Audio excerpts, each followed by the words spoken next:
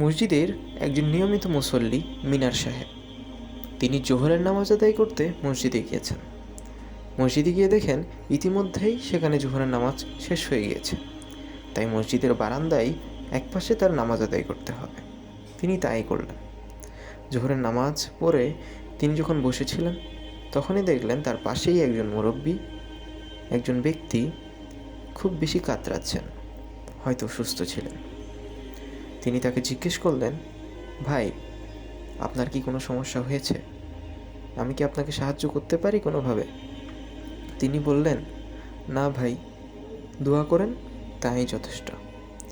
তিনি জিজ্ঞেস করলেন, আপনার কি কোনো কিছু নিয়ে যন্ত্রণা হচ্ছে? তিনি বললেন, হ্যাঁ, হয়তো আমার বুকে ব্যথা করছে, আর সারাদিন কত ঘোরাঘুরি করলাম, একটি চারাও বিক্রি করতে পারলাম না। গতকালও আমার কোনো ইনকাম ছিল না। এই নিয়ে তো ভাই আমার পরিবার চলবে না, খুব চিন্তায় আছি। আমার পরিবার সব কিছু নিয়ে খুব বেশি চিন্তিত আমি। মিনার সাহেব চুপ করে গেলেন। তিনি ভাবতে থাকলেন, এখন কী করা যায়।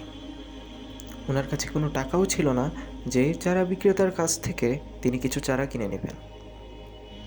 তিনি ভাবছিলেন এবং আল্লাহর কাছে বলছিলেন, হে আল্লাহ, হে আল্লাহ তাআলা, আপনি সকলের রিজিকের মালিক, আপনি সকলের রিজিকের ব্যবস্থা করে দিন মাবুদ। এই বলে তিনি বের হয়ে কবরস্থানের দিকে গেলেন। কবরস্থান জিয়ারত করার পর বের হতেই দেখেন তার এক পরিচিত মানুষ সামনে এসে দাঁড়ালেন, সালাম দিলেন, তারপর বললেন, ভাই, আপনি আমার কাছ থেকে কিছু টাকা পেতেন। এই বলে 200টি টাকা মিনার সাহেবের হাতে দিলেন এবং কিছুক্ষণ কথাবার্তা বলে ব্যক্তিটি চলে গেলেন। মিনার সাহেব ওই টাকা নিয়েই মসজিদের আঙিনায় দাঁড়িয়ে রইল এবং ভাবছিলেন, এই টাকা দিয়ে কিছু চারা কিনে নেওয়া যায় কিনা, তাতে চারা বিক্রেতারও কিছুটা সহায়তা হবে। এই বলে সেই চারা বিক্রেতাকে ডাক দিলেন এবং বললেন, আপনার কাছে সবচেয়ে কম দামি কোন চারাটি আছে? তিনি একটি বেগুন চারা দেখালেন এবং তার দাম বললেন মাত্র 5 টাকা। মিনার সাহেব বললেন, হ্যাঁ, আমাকে এই চারাটি দিন। এই চারাটি নিয়ে মিনার সাহেব চারা বিক্রেতার কাছে 200টি টাকা দিলেন এবং বললেন, ভাই, এই টাকাটি আপনার। চারা বিক্রেতা জিজ্ঞেস করলেন, এই চারাটির দাম তো মাত্র 5 টাকা, আপনি আমাকে 200টি টাকা কেন দিলেন? মিনার সাহেব হাসতে হাসতে বললেন, এই টাকাটি আপনার ন্যায্য টাকা এবং আপনার উপহার। এই বলে মিনার সাহেব চারাটা নিয়ে চলে গেলেন। চারা বিক্রেতাও সেখান থেকে গাড়ি নিয়ে রওনা হলো অন্য জায়গার উদ্দেশ্যে, যাতে সে আরও চারা বিক্রি করতে পারে। কিন্তু তিনি কতটুকু যেতে না যেতেই তিনি থেমে গেলেন। তিনি আবারও ফিরে আসলেন সেই মসজিদে এবং মসজিদে ঢুকে তিনি আল্লাহ তাআলার কাছে শুকরিয়া আদায় করেন এবং কয়েক রাকাত সালাত আদায় করেন। তারপর তিনি আবারও বের হলেন গাড়ি নিয়ে। কিছু দূর যেতে না যেতেই দেখা হলো এক মালির সাথে। তিনি চারা বিক্রেতার কাছে জিজ্ঞেস করলেন, তোমার কাছে কত ধরনের ফুলের চারা আছে? তিনি বললেন, আমার কাছে প্রায় 8 ধরনের ফুলের চারা আছে। মালি বলল, আমাকে সবই দেখাও। তিনি দেখালেন এবং সেই মালি দ্বিগুণ দাম দিয়ে চারা বিক্রেতার কাছ থেকে সব ফুলের চারা কিনে নিলেন। তারপর সেই চারা বিক্রেতা আবার রওনা হলেন অন্য পথে।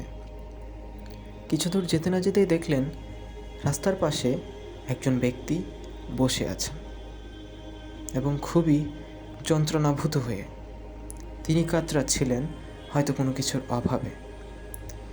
তিনিও গাড়ি থামিয়ে তার পাশে গিয়ে বসলেন। জিজ্ঞেস করলেন, ভাই, আমি কি কোনোভাবে আপনাকে সাহায্য করতে পারি, বা আপনার কি কোনো সমস্যা হয়েছে? আমাকে বলুন। চারা বিক্রেতার দিকে ব্যক্তিটি চেয়ে রইলেন। বললেন, আপনি আমাকে কি সাহায্য করবেন? আমাকে সাহায্য করার জন্য আল্লাহ ব্যতীত হয়তো দুনিয়াতে আর কেউই নেই। চারা বিক্রেতা বললেন, হতে পারে আল্লাহ তাআলা আপনাকে সাহায্য করার জন্য কোনো না কোনো ব্যক্তিকে ওসিলা হিসেবে পাঠাতে পারেন, যেমনটি আমার কাছে পাঠিয়েছিলেন।